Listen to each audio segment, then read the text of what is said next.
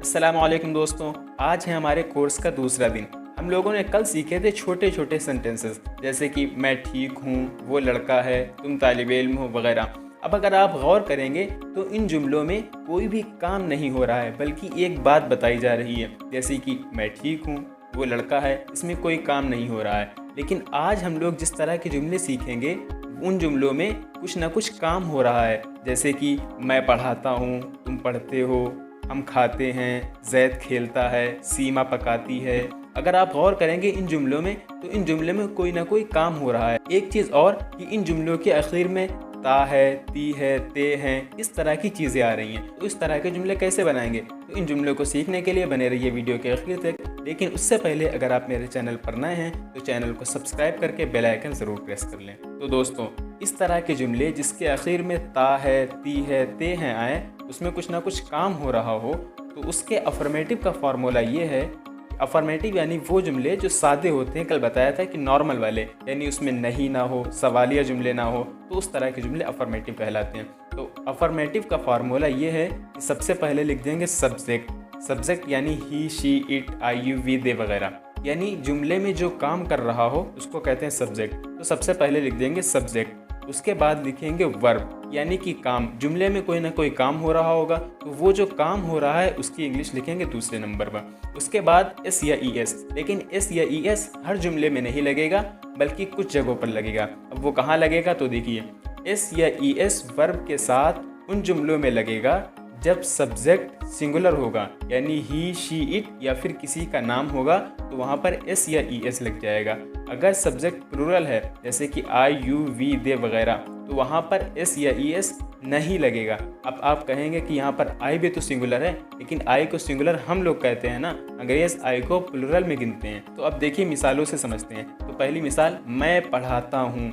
तो आप देखिए इस जुमले में सब्जेक्ट क्या है, यानी इस जुमले में काम कौन कर रहा है? काम हो रहा है पढ़ाने का, काम करने वाला है मैं। सबसे पहले मैं की इंग्लिश लिख देंगे आई। उसके बाद फॉर्मूले में देखिए वर्ब। तो वर्ब इस जुमले में काम क्या हो रहा है? तो आप देखेंगे इस जुमले में काम हो रहा है पढ़ाना। तो पढ़ाने की इंग्लिश आती है टीच। तो सब्जेक्ट आई के बाद लिख देंगे टीच। उसके बाद जुमले में क्या लिखा है? एस या ई एस। लेकिन एस या ई एस तो उस वक्त लगेगा जब सब्जेक्ट हमारा सिंगुलर होगा। अब यहाँ पर देखिए आई सिंगुलर है या प्लूरल? तो अगर आप देखेंगे तो आई, यू, वी, दे के साथ एस या ई एस नहीं लगेगा। तो यहाँ पर एस या ई एस नहीं लगाएंगे, जुमला हो जाएगा आई टीच। बस हो गया, आई टीच, मैं पढ़ाता हूँ। अब दूसरी मिसाल, जैसे कि दूसरी मिसाल है जैद खेलता है। तो अब इस फार्मूले के हिसाब से सबसे पहले लिख देंगे सब्जेक्ट। तो इस जुमले में काम खेलने का हो रहा है, कर कौन रहा है? जैद। तो सबसे पहले लिख देंगे जैद। उसके बाद क्या है? वर्ब। वर्ब है इसमें खेलना। तो खेलने की इंग्लिश आती है प्ले, लिख देंगे प्ले। उसके बाद है एस या ई एस। अब एस या ई एस तो उस वक्त लगाएंगे जब हमारा सब्जेक्ट सिंगुलर होगा। तो अब देखिए ही, शी, इट या फिर नेम। देखो जैद किसी का नेम है और सिंगुलर है, तो फिर यहाँ पर एस या ई एस लग जाएगा। तो यहाँ पर लगा देंगे एस। जैद प्लेज, जुमला हो जाएगा जैद प्लेज, जैद खेलता है। ये तो हो गया अफर्मेटिव। अब बारी आती है नेगेटिव की, यानी उन जुमलों की जिनमें नहीं लगा होता है। जैसे कि मैं नहीं पढ़ाता हूँ, तुम नहीं पढ़ते हो, हम नहीं खाते हैं, जैद नहीं खेलता है। इस तरह के जुमले जिन जुमलों में नहीं लगा हो, तो इन जुमलों के नेगेटिव कहते हैं। अब इनको बनाने का फॉर्मूला ये है कि सबसे पहले लिख देंगे सब्जेक्ट, यानी he, she, it, I, you, we, they वगैरह। सबसे पहले लिख देंगे सब्जेक्ट जो जुमले में काम कर रहा है। उसके बाद लिख देंगे डू या डज। डू या डज दोनों में से एक चीज़। उसके बाद नॉट, फिर वर्ब। वर्ब यानी जो जुमले में काम हो रहा है वो लिख देंगे। लेकिन आप यहाँ पर देखिए डू डज दो चीज़ें हैं। अब डू कहाँ पर लगाएंगे और डज कहाँ पर लगाएंगे? तो इसका सिंपल फार्मूला ये है कि डज उन जगहों पर लगेगा जहाँ पर एस या ई एस लगता है। डज उन जगहों पर लगेगा जहाँ पर अफर्मेटिव में एस या ई एस लगता है। एस या ई एस लगता है ही, शी, इट या फिर किसी का नाम हो, तो वहाँ पर एस या ई एस लगता है, तो उसके साथ यहाँ पर लग जाएगा डज। अब अगर सब्जेक्ट ऐसा है जिसके साथ एस या ई एस नहीं लगता था, यानी आई, यू, वी, दे वगैरह, तो उनके साथ डज भी नहीं लगेगा, बल्कि उनके साथ लगेगा डू। इसको आप इस तरह से याद रखें कि ऊपर एस या ई एस लगता था तो यहाँ पर डज लगेगा जिसमें ई एस लगा हुआ है। अब जहाँ पर एस या ई एस नहीं लगता था वहाँ पर डू लगेगा जिसमें एस या ई एस कुछ नहीं लगाया आखिर में।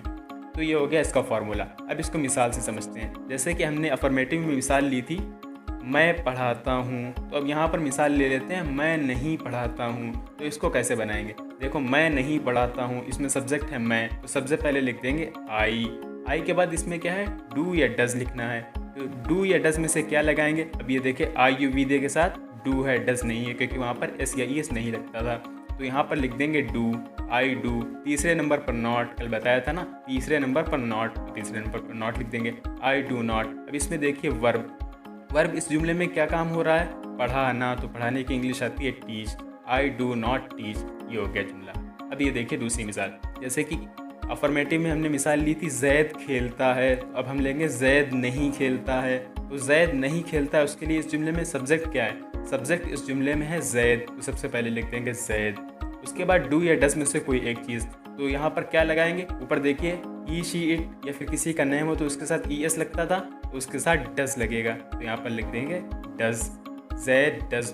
उसके बाद तीसरे नंबर पर है नॉट, तीसरे नंबर पर नॉट लगा दिया, जैद डज नॉट। और फिर सबसे आखिर में है verb play, Zaid does not play. लेकिन आप इस चीज़ में गौर करें, जब डू या डज लग जाएगा तो उसके बाद वर्ब के आखिर में एस या ई एस नहीं लगेगा, जैद डज नॉट प्ले, ये हो गया नेगेटिव रूल। अब आते हैं इंट्रोगेटिव जुमले, यानी सवालिया जुमले जिसमें कुछ सवाल किया गया हो, जैसे कि क्या मैं पढ़ाता हूँ, क्या तुम पढ़ते हो, क्या हम खाते हैं, क्या जैद खेलता है। इस तरह के जुमले जिसमें कुछ ना कुछ सवाल पूछा गया हो, तो इस तरह के जुमलों को इंट्रोगेटिव कहते हैं। अब उनको कैसे बनाएंगे, उनको बनाने का फॉर्मूला ये है, सबसे पहले लिख देंगे डू या डज, वो तुमको पता है कि डू कहाँ लगेगा, डज कहाँ लगेगा। उसके बाद लिखेंगे सब्जेक्ट, यानी वही he she it I you we they वगैरह जो जुमले में काम कर रहा हो। तीसरे नंबर पर आता है वर्ब, वर्ब लिख देंगे, जो जुमले में काम हो रहा हो उसको लिख देंगे। अब देखिए इसको मिसाल से समझते हैं, जैसे हमने अफर्मेटिव में बनाया था मैं पढ़ाता हूँ, नेगेटिव में बनाया मैं नहीं पढ़ाता हूँ, तो इंट्रोगेटिव में इसी को बना लेते हैं,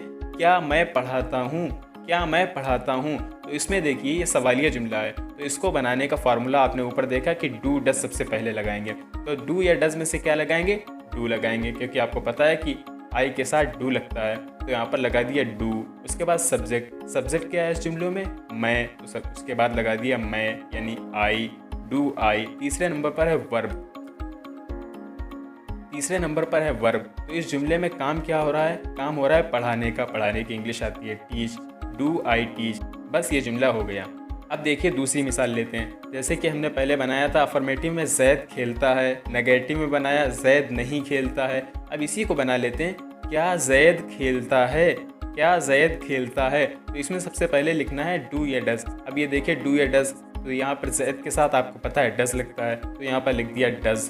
उसके बाद लिखेंगे सब्जेक्ट, यानी जुमले में सब्जेक्ट कौन है, जैद, तो लिख देंगे जैद, डज जैद। उसके बाद तीसरे नंबर पर है वर्ब, तो वर्ब इस जुमले में क्या हो रहा है, खेलना, तो खेलने की English play, does Zaid play. अब ये देखिए जब डू डज आता है तो आखिर में वर्ब के साथ एस या ई एस नहीं लगता, ये आपको पता है, तो बस जुमला बन गया, डज जैद प्ले, क्या जैद खेलता है। ये हो गया इंट्रोगेटिव यानी सवालिया जुमले। अब हम काफ़ी देर से कह रहे हैं कि वर्ब के आखिर में एस या ई एस लगा देंगे। अब ये जान लीजिए कि एस कहाँ लगेगा और ई एस कहाँ लगेगा। तो इसका फार्मूला ये है कि जितने भी वर्ब्स होते हैं इंग्लिश में, उन तमाम के आखिर में एस लगता है, सिवाय उन वर्ब्स के जिनके आखिर में O, S H, S, C H, X, Z.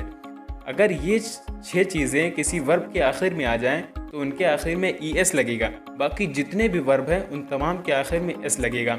जैसे कि मिसाल देखिए, जैसे कि एक वर्ब है गो, तो अब यहाँ पे देखेंगे एस लगा, अगर एस या ई एस लगाना है तो इसमें क्या लगाएंगे, तो अब देखिए इसमें आखिर में है ओ, तो आप देखेंगे ओ, सबसे पहले ओ मिल गया, तो यानी इसके आखिर में ओ है तो इसके बाद लगेगा ई एस, तो आप लिख देंगे ई एस, गोज हो जाएगा। अब दूसरी मिसाल जैसे कि एक है वॉच, WATCH वॉच, देखना, तो इसके आखिर में देखिए CH आया। अब देखिए इसके आखिर में कहीं है OSHCH, ये देखिए CH मिल गया, तो यहाँ पर CH जब मिल गया तो यहाँ पर भी ES लगा देंगे।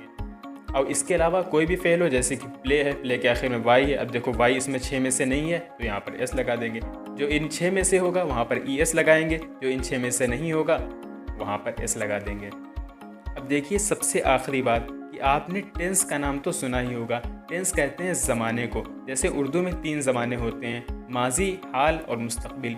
इसी तरह इंग्लिश में भी 3 चीज़ें होती हैं, पास्ट, प्रेजेंट और फ्यूचर। तो इसमें से जो प्रेजेंट का इंडेफिनिट टेंस होता है वो यही होता है जो आपने अभी पढ़ा है। तो बस यही थी आज की दूसरे दिन की वीडियो को लाइक करके अपने दोस्तों के साथ भी शेयर कर दें और उनको भी बताएं कि इंग्लिश स्पीकिंग कोर्स चल रहा है, वो भी फ्री में, ताकि वो भी इससे फ़ायदा उठा सकें। मिलते हैं अगली वीडियो में, तब तक के लिए खुदा हाफिज़।